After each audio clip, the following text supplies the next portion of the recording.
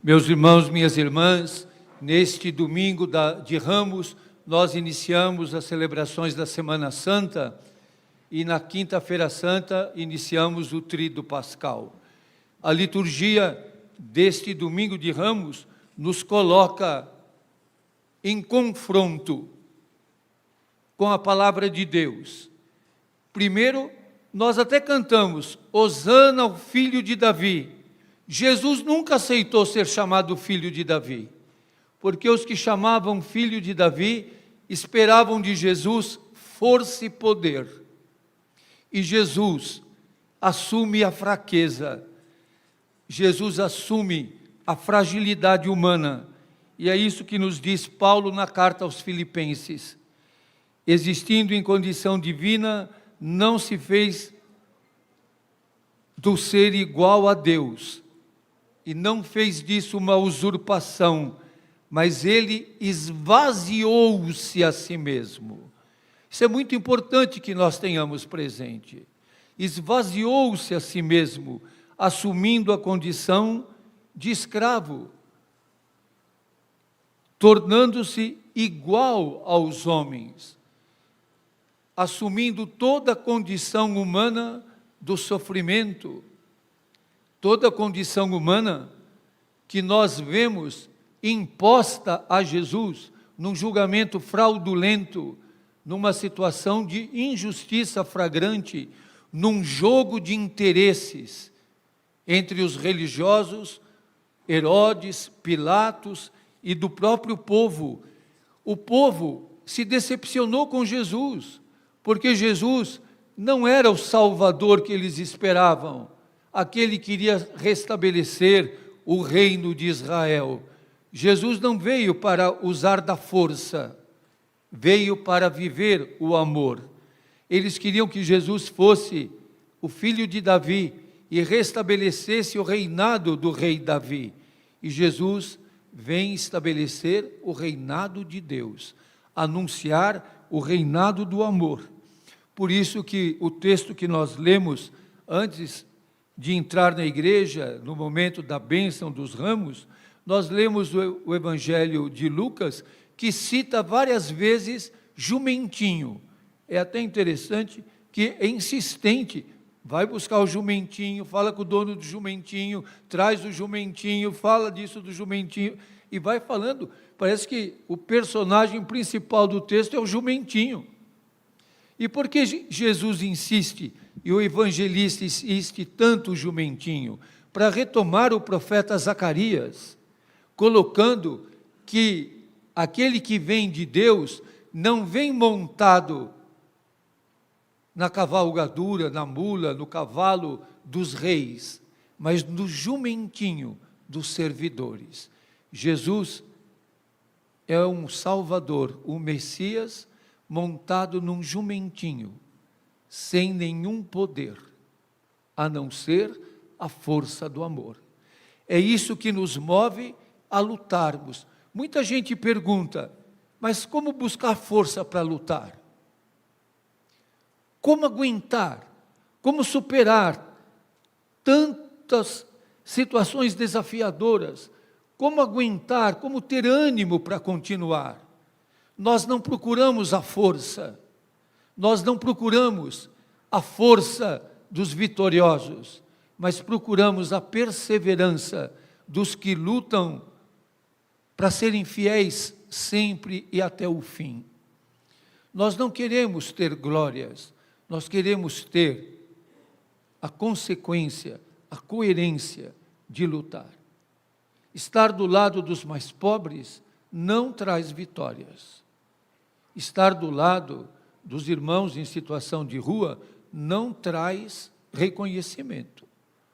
Você será tratado como eles são. Você será tratado com desprezo e zombaria. Aliás, no Evangelho nós ouvimos isso o tempo todo. Zombavam de Jesus, o insultavam de todas as maneiras. Não só lhe cuspiam, lhe davam com o caniço na cabeça, o coroaram de espinhos, além de cuspirem nele, puseram nele a roupa dos loucos.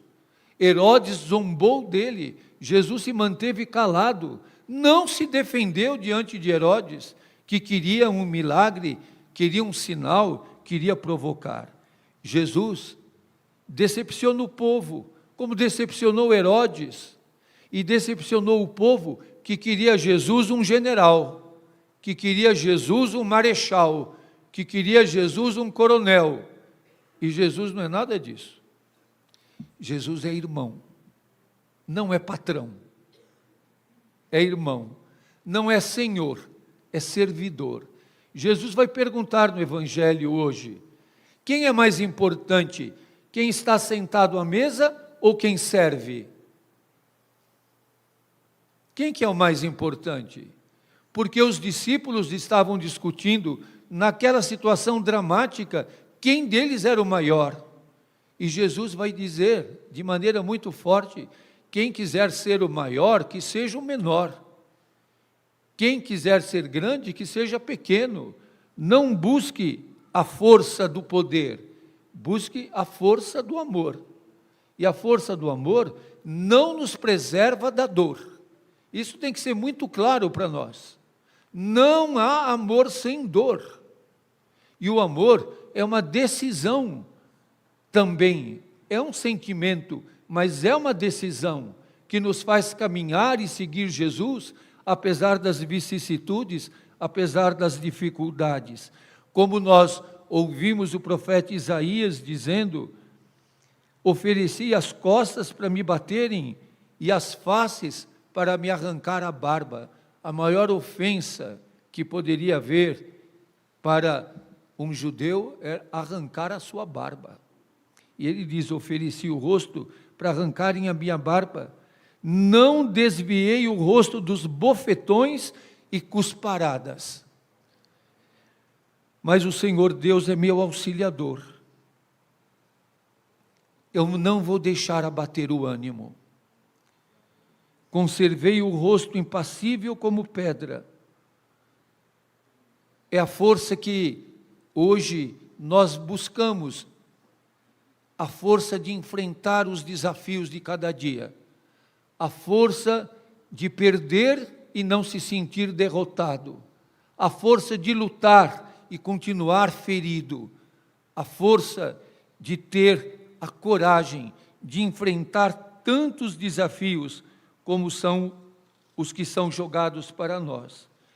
Jesus foi acusado e dizer, achamos este homem fazendo subversão.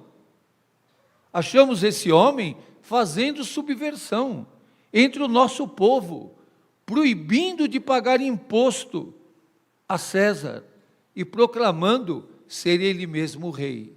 Jesus foi acusado de subversão e por isso foi aprisionado, foi levado não só ao governador Pilatos, mas para Herodes também. E eles dizem, ele agita o povo, ele agita o povo. É interessante que essa semana me bombardearam de mensagens e eu fiquei com as minhas redes sociais bombardeadas de mensagem. Falei, como gente que fala contra os outros dá sucesso, não é? Alguém falar bem não dá sucesso, como falar mal.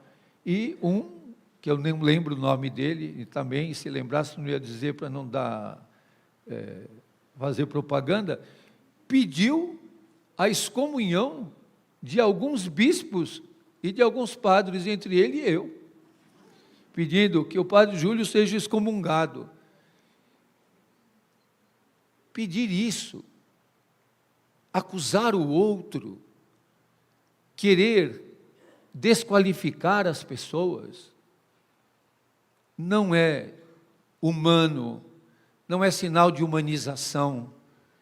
O Papa Francisco tem insistido muito que a fé não é para ser defendida e condenando os outros como hereges, mas é para ser vivida como serviço aos irmãos. Quem olha a nossa cidade e vê o que hoje é a Praça Princesa Isabel, aquela multidão de pessoas esfarrapadas, alguns deles completamente abandonados por tudo e de tudo, alguns que não têm força nem para comer, que pedem água, que estão seminus, porque não tem nem roupa para vestir, não tem nem onde deitar. E não falta quem lance impropérios, maldições, acusações, e justificam a ação covarde da Prefeitura de São Paulo. Ação covarde. Ontem, diante do corpo do eminente jurista Dalmo de Abreu Dallari, eu disse à família dele, no Salão Nobre da Faculdade de Direito São Francisco, da Universidade de São Paulo, da qual ele foi diretor, os covardes tremem ao ouvir esse nome. Os covardes tremem ao ouvir os nomes daqueles que defendem a dignidade da vida, daqueles que procuram enxergar Jesus desfigurado, faminto, sedento, despido, jogado nas praças das nossas cidades. Para nós é difícil celebrar a Semana Santa se nós não formos capazes de olhar a Jesus, que está presente na nossa cidade, nos indesejados, nos que não têm nenhuma aparência atrativa, naqueles que podem nos causar até impacto. Nessa semana, eu pedi a um dos bispos auxiliares de São Paulo que fosse à praça, sexta-feira, para ajudar a partilhar a refeição. Ele levou um impacto muito grande de ver aquilo. E ele até disse na hora, parece um campo de refugiados. Um campo de refugiados. É neste tempo que nós lemos esse texto do Evangelho. Nós não podemos ler o Evangelho sem ter os pés no chão. Muitas vezes nós gostaríamos de ler o Evangelho como se estivéssemos voando. Não tem jeito, a lei da gravidade faz os nossos pés ficarem no chão. E nós muitas vezes queremos viver, ler o Evangelho, vivenciar a nossa fé, como se nós estivéssemos pairando no ar. Nós temos que ler a paixão de Jesus, lendo a paixão do povo na cidade. Não é possível ler a paixão de Jesus e não enxergar a paixão da multidão faminta, dos desempregados, dos doentes, dos que não têm esperança, dos que estão cansados, dos que estão sofridos. Que esse início da Semana Santa seja para nós um compromisso de seguir Jesus, o crucificado, de seguir Jesus, o ressuscitado, de seguir Jesus presente na vida e presente na história, de não sermos meros assistentes. Tem muita gente que pensa que a nossa religião é só a Semana Santa. E parece que a gente quer que Jesus fique morto e não fale nada.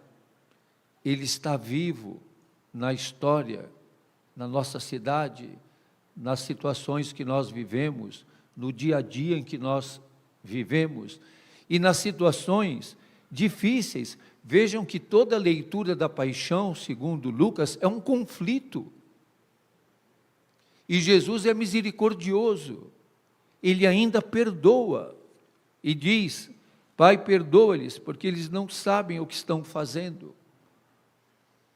É preciso que essa misericórdia continue presente E é estranho, mas a misericórdia suscita muitas vezes conflito.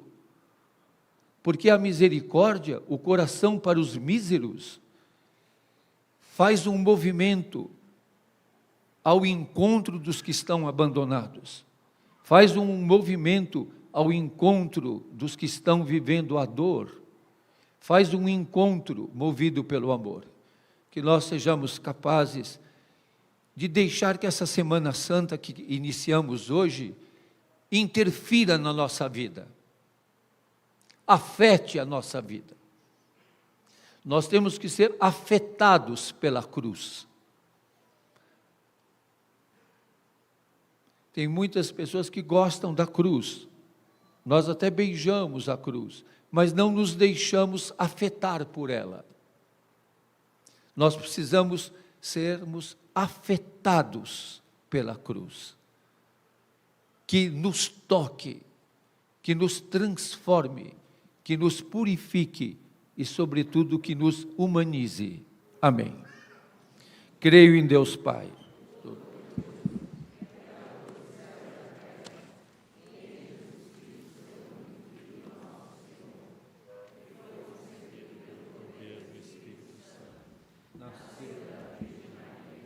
Padeceu sob Pôncio Pilatos, foi crucificado, morto e sepultado.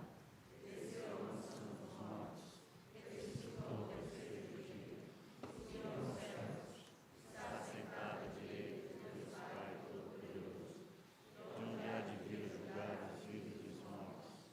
Creio no Espírito Santo, na Santa Igreja Católica, na comunhão dos santos, na remissão dos pecados, na vida eterna. Amém.